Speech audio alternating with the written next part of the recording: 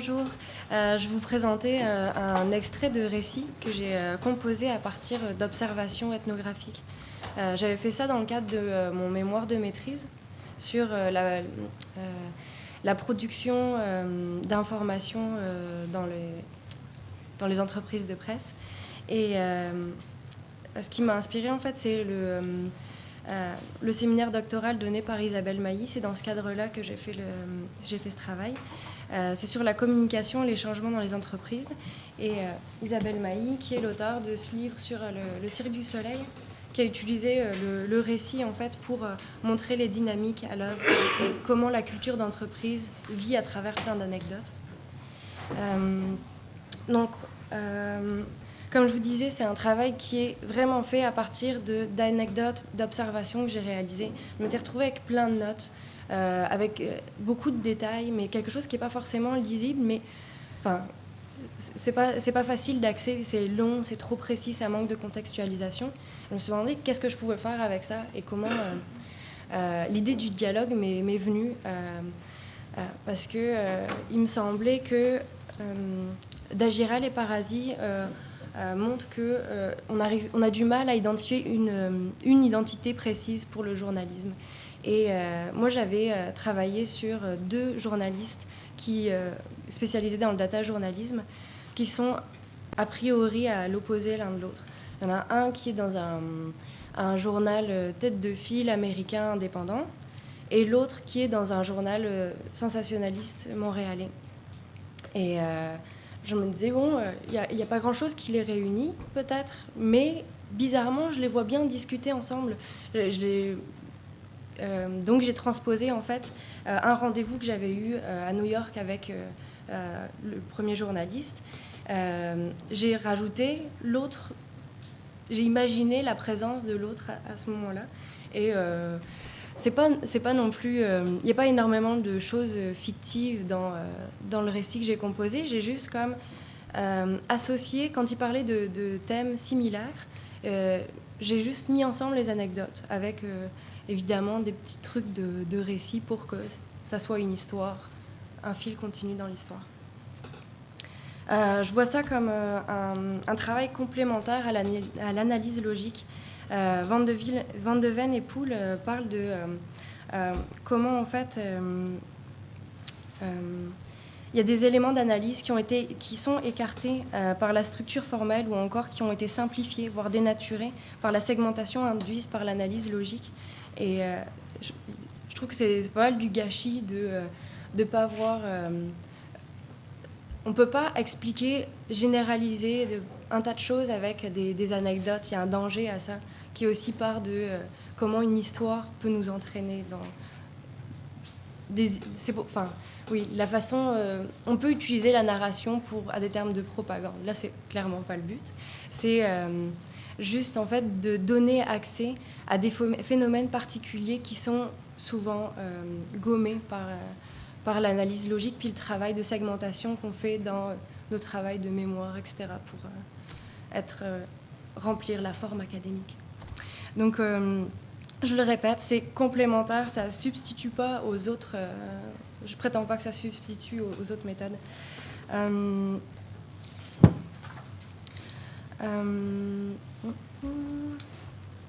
Donc j'ai changé les noms des entreprises. Le journal américain s'appelle The Tribune et le journal montréalais s'appelle Le Montréalais. Très original. Vous voyez, je ne suis pas partie très loin. Donc, ce qui m'a intéressée là-dedans, c'est aussi que ce sont des histoires d'innovation par le bas.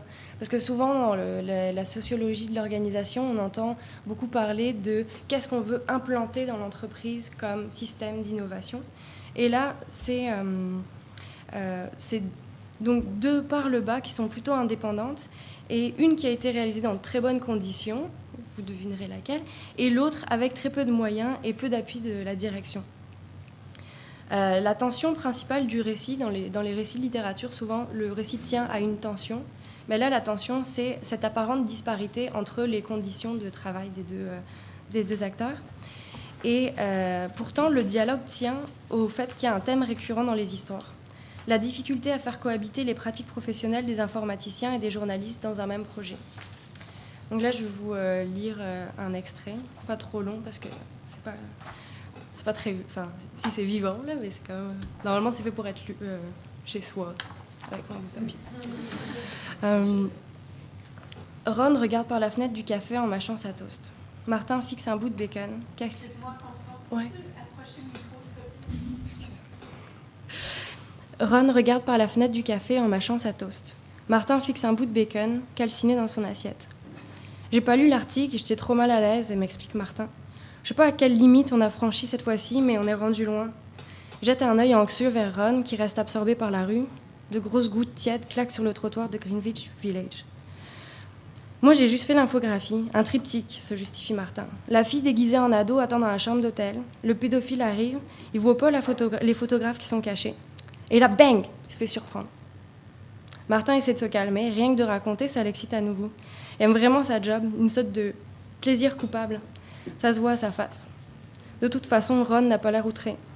Il n'y en est plus à juger Martin. Il arrive à la conclusion qu'ils ne font juste pas le même travail.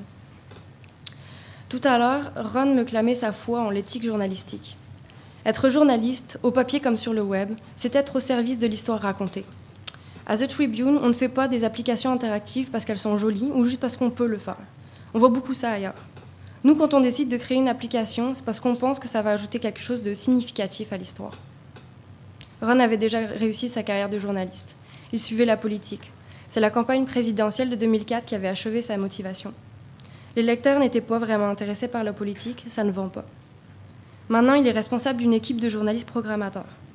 Il fait de la nouvelle interactive. Ce n'est pas parce que la politique ne l'intéresse plus, au contraire. Il pense que pouvoir attirer des lecteurs vers le sujet compliqué s'ils sont mieux présentés, donc mieux compris. Par exemple, grâce à des applications interactives. On est loin de la démarche de Martin, qui met du graphique 3D pour bien capter l'attention du lecteur sur une histoire de mœurs pas franchement compliquée. Au tout début, il croyait que ce serait facile de monter une équipe de journalistes doués pour la programmation. Ron. Mais entre avoir accès à la technologie et rassembler une équipe qui sait comment l'utiliser, il y a un pas. Dans tous les États-Unis, il n'en avait trouvé que 2, dont un qui n'avait pas voulu déménager. Ron ruminait. Ah ça, il va bien utiliser le web, les journalistes, mais savoir comment ça fonctionne? Jamais de la vie. Comment ils sont censés comprendre leur travail? M'en parle pas.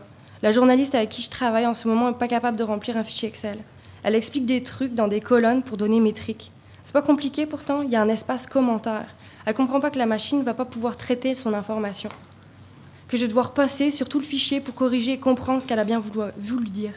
Et encore là, ça se voit. Des fois, elle met juste des chiffres ou des localisations par rapport. Ça fuck tout le résultat. C'est pas la même façon de réfléchir, répond Ron. Le journalisme traditionnel souffre de cette imprécision. Les données ne sont pas pérennes. Sur le coup, quand tu lis le journal et que tu es au courant du contexte, tu comprends les références. Mais sorti de ça, c'est bien trop vague. C'est exactement là-dessus que le numérique nous apporte quelque chose de substantiel. Grâce à l'amélioration de l'archivage des données, on peut ajouter des couches d'informations qui améliorent non seulement l'archivage, mais aussi la recherche et l'agrégation de données. C'est tout pour l'extrait. C'est peut-être pas suffisant comme extrait, mais je trouve que plus long, ça aurait été un peu lourd. Mais au fil du texte, il y a la tension causée par l'idée que c'est deux journalistes à l'opposé l'un de l'autre. C'est pas forcément qu'elles se dissipent, mais elles se déploient d'une manière où on prend conscience de toute la complexité, enfin, c'est ce que j'ai essayé de faire, de voir toute la complexité des phénomènes particuliers. Je ne sais pas ce que vous en avez pensé, mais pour moi, les anecdotes se répondent. Puis c'est pas difficile de les faire parler entre eux. J'ai juste eu à copier, coller leurs anecdotes. Et j'ai choisi les acteurs puis les anecdotes parce qu'elles émanent de contextes différents pour illustrer qu'elles participent d'une même expérience culturelle plus globale, dont de l'existence de cette culture commune aux journalistes qu'on a du mal à définir.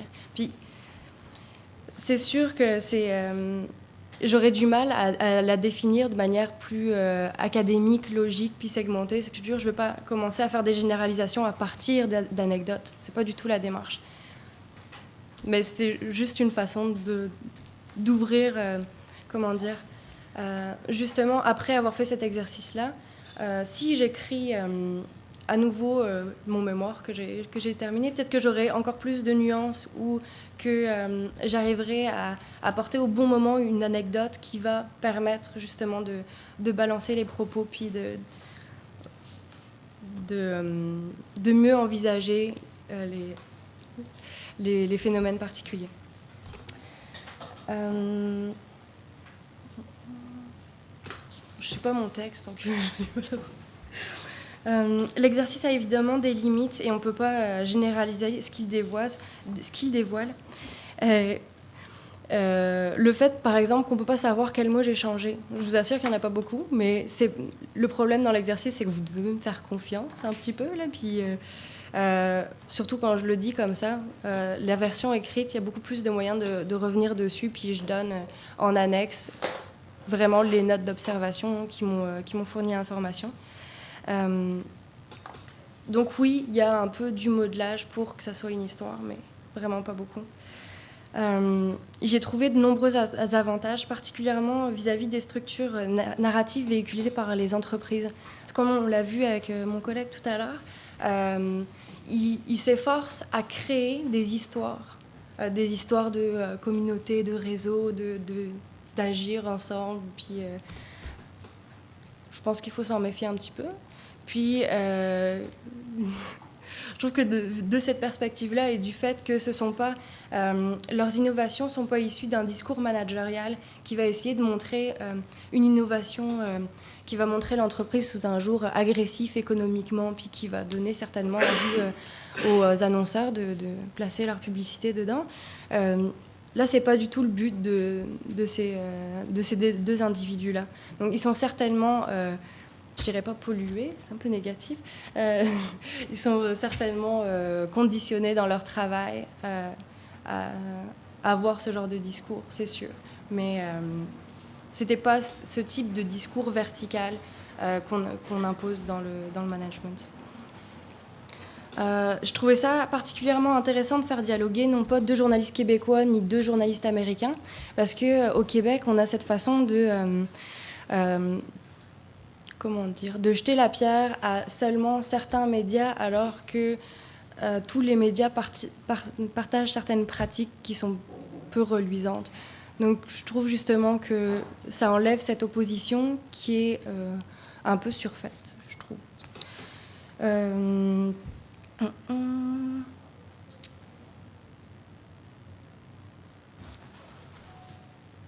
Et pour finir, j'ai trouvé ça super intéressant pour dialoguer avec les gens que j'observe ou les gens qui me rapportent des anecdotes.